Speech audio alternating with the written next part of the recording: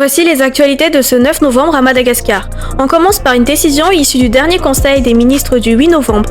Le gouvernement a décidé d'annuler le décret du 18 septembre 2019 concernant la nomination d'un ambassadeur, en raison de la pleine autonomie désormais accordée à la République de Maurice.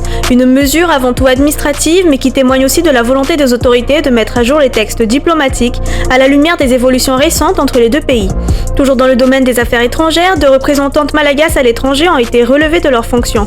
Rina Rakutumang, conseillère en Chine, et Ramia Koualsou, dite Michou Randiambiarsu, conseillère en France. Leur nomination a été annulée la semaine dernière par le ministère des Affaires étrangères dans un contexte de réajustement diplomatique plus large.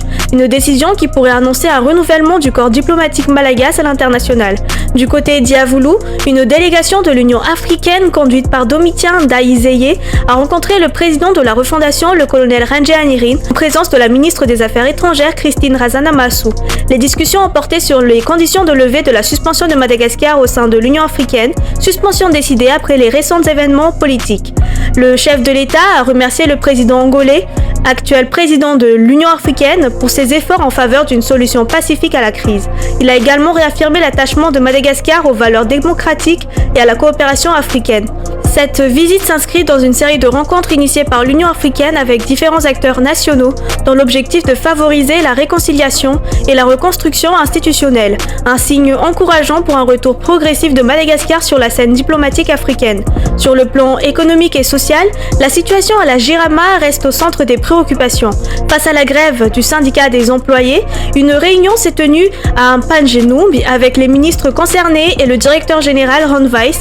Parmi les solutions proposées, la révision des statuts de la Jirama pour plus de clarté, des ajustements sociaux dans la limite des capacités de l'entreprise, la réorganisation du conseil d'administration après ces modifications et enfin, un audit complet de la gestion et des finances de la société.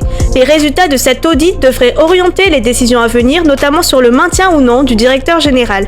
Une étape importante pour une entreprise souvent considérée comme un symbole des difficultés structurelles du pays, mais aussi de son potentiel énergétique. Enfin, à l'international, le président de l'Assemblée nationale, Tsiten Rajahnasouliak, poursuit son déplacement à Moscou, en Fédération de Russie.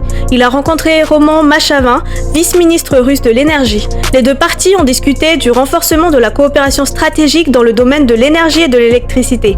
La Russie s'est dite prête à investir dans les infrastructures énergétiques, à former des techniciens malagasy et à soutenir des projets durables pour améliorer la production et la distribution d'énergie à Madagascar.